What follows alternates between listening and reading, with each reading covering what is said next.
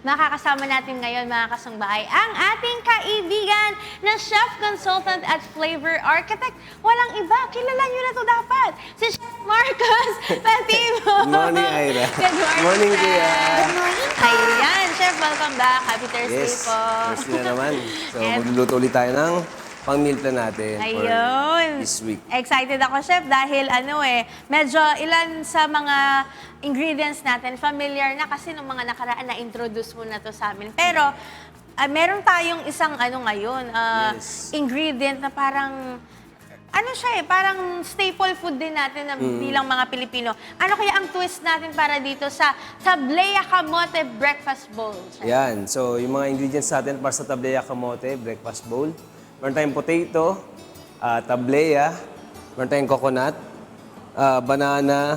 Tapos nag-add lang ako dito ng mga ibang nuts. Cranberry, nims, tapos yung natin, dates, mint leaves, then yung chia seeds. Ayun. Tapos, Chef, meron pa tayong isa po na ipe-prepare Yes, po. yung para mamaya sa chicken satay. Okay, sige po. Sige, Chef, baka gusto niyo rin po banggitin na rin po yung ating Banggitin ko na rin. ingredients. Para sa ating ingredients, meron tayong turmeric, chili flakes, paprika, spring onion, garlic, cherry tomato, peanut butter, soy sauce, and sugar. Ayun. Tsaka, syempre, chicken... Yes, chicken yung ano po chicken to, Chef? breast natin. Chicken breast. Okay, Chef, start na po tayo para dun sa po muna natin, dun sa kamote. Okay, start na tayo, Ira, para sa ating kamote. So, nag-bowl na ako dito. Apo.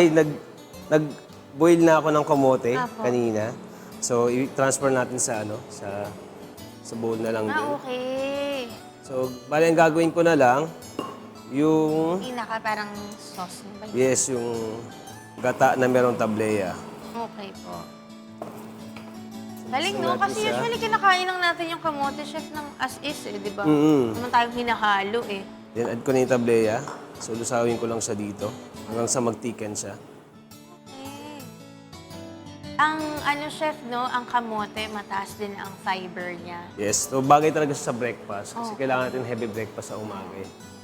Siya, very filling, pero siya, maganda pa rin for the gut kasi, di ba sabi nila nakakagas din daw Yes. yung pagkain ng kamote. Kasi nga, maganda siya kasi nga may fiber din siya. May Kahit na fiber. carbs din siya, Chef, di ba? Yes. Ito, pwede tayo mag-add pa dito ng konting honey or sugar kung gusto nila. Okay. Ako kasi hindi ako ma-sugar sa sa pagkain talaga. Pero Chef, yung gamit natin na tablea ngayon, unsweetened. Yes, unsweetened siya. Pero manamis-namis naman na kasi yung kamote. Mm. Kaya okay lang din, may natural sugar na rin siya. Tsaka Chef, napansin ko, kasi di ba, usually yung iba, sa atin kasi dito sa Pilipinas, naalala ko noon may mga doctors po na explain na tayong mga Pilipino, kulang tayo sa lactase na enzyme. Kaya tayo, mga lactose intolerant. Oo. Ang ganda nung gamit natin na gatas, plant-based, coconut Plant-based, milk, yes. di ba? So, di tayo masyadong sasakitan ng tiyan dito, mga kasangbahay. Yan. So after nyan, Ira, so dahil finish na yung ating coconut cocoa, add ko na dito siya on top. Ang galing, So, oh. pour ko na lang siya dito. Yan. Pour natin siya dito. Ayun, oh. Then, add tayo ng... Kakatakam, parang, pwede na yung gawing cookies din, Chef, no? Pwede din. Siguro mix na lang natin, then oven na lang natin. Oh, di ba? Na-imagine ko yung consistency kasi eh. Ay, go ahead, Then, Chef. nagkaramelize na ako ng ng... Banana. Banana. Okay.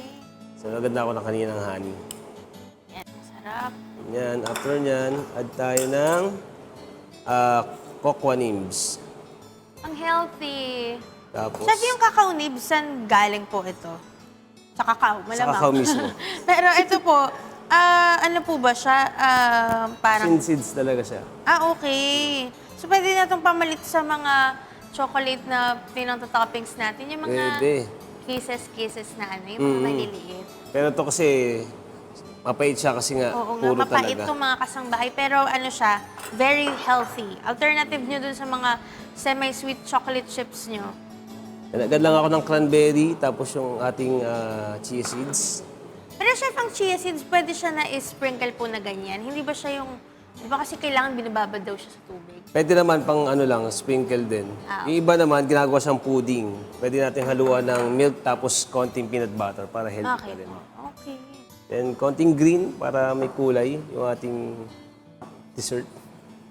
Galing. Mint leaves. Ganun na Adam, dito ng ganyan. kagad. Pang garnish lang. Para may kulay lang tayo. Amazing! Chef, lulutuin na rin ba natin yung chicken satay Yes, natin lulutuin na ngayon? natin. Okay, sige. So, Meron ito pala na yung tayong isa ating- pa. Ayan na kagad ang ating Tableya Kamote Breakfast Bowl. Tinin! Ako na yung nag-sound effects. Ayan. Tinin! O, di ba napakabilis mga kasangbahay? Yes, ang bilis. Saka ang ganda. Sobrang daming ingredients na pwede nating ilagay. Pero, meron pang isa tayong Meron recipe pa, na Ira. ituturo sa atin ni Chef. Bonus to para sa inyong mga kasangbahay.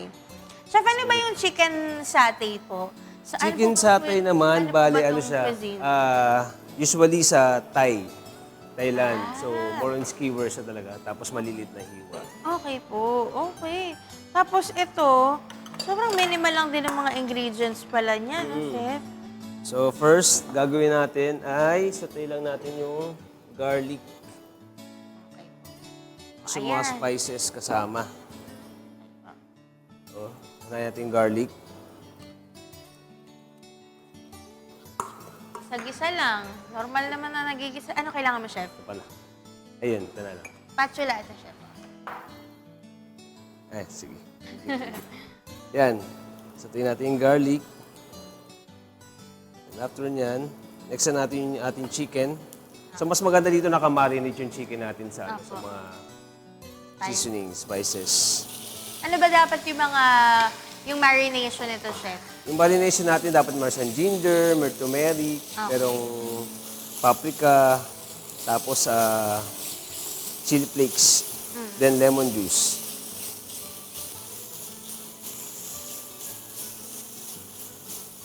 Saka, Chef, ito, no, yung chicken breast, parang meron ako mga article na nabasa na mas mabilis siyang makapag-bulk kung gusto nila magpa-muscle, Kasi mas mataas sa ganyan. protein yung ating chicken breast. Chicken compare breast. sa chicken thigh. Kasi very lean nga po yung chicken breast. Then add tayo ng turmeric. Okay.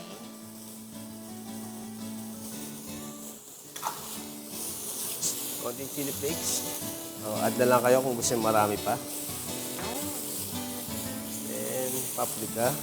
Chef, dun nga po sa mga bago lang po natin mga kasangbahay na di masyado familiar sa meal planning. Ano po ba yung benefits nito?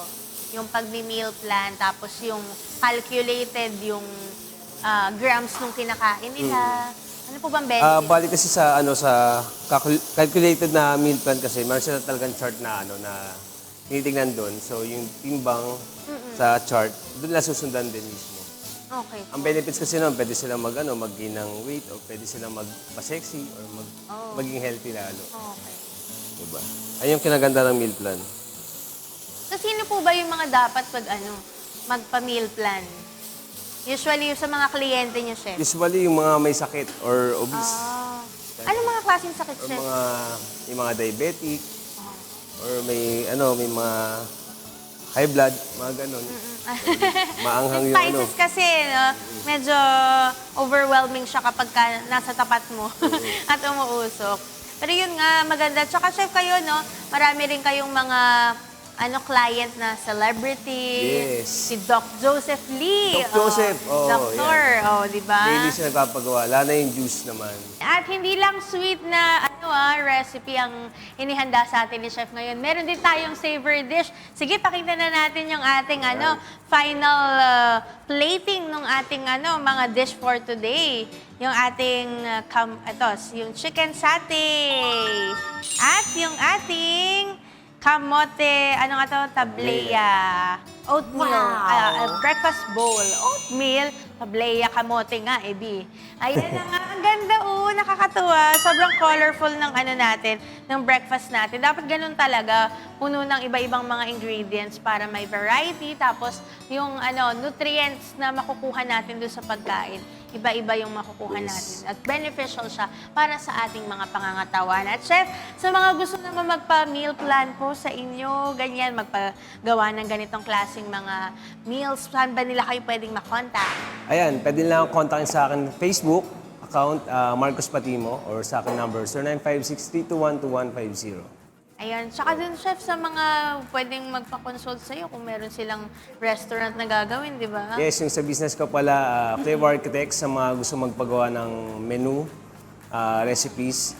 Tapos sa mga meal plan, sa Fit Favorite Chef, yun, sa Facebook ko na lang din, direct na lang. Ayan, mag-message lang kayo kay Chef Marcos, mga kasangbahay, para direct na kayong makipag-usap sa kanya. Chef, maraming salamat Thank you po din, Ira. for preparing itong mga healthy na recipe natin for today. Baka may gusto pala kayong i-shout out, Chef. Ayun, batiin ko lang, nanonood ngayon si Kyle, si Christopher, tapos si Bryce ng Iloilo. Tapos yung sa Cinderella Drip sa May Morato, si Ate John Nunez, si Jessica Baybayin, tapos sa Sibris Argao, at yung ating Nutri-Rich. Yan. Thank you ulit po. Thank you din. Si Chef Marcos Patimo, ating regular na guest natin yan tuwing Thursday, mga kasangbahay. At sana po, nag-enjoy po kayo sa recipe natin for today. At syempre, lagi kong paalala sa inyo, don't forget to cook with love and cook it Right. right.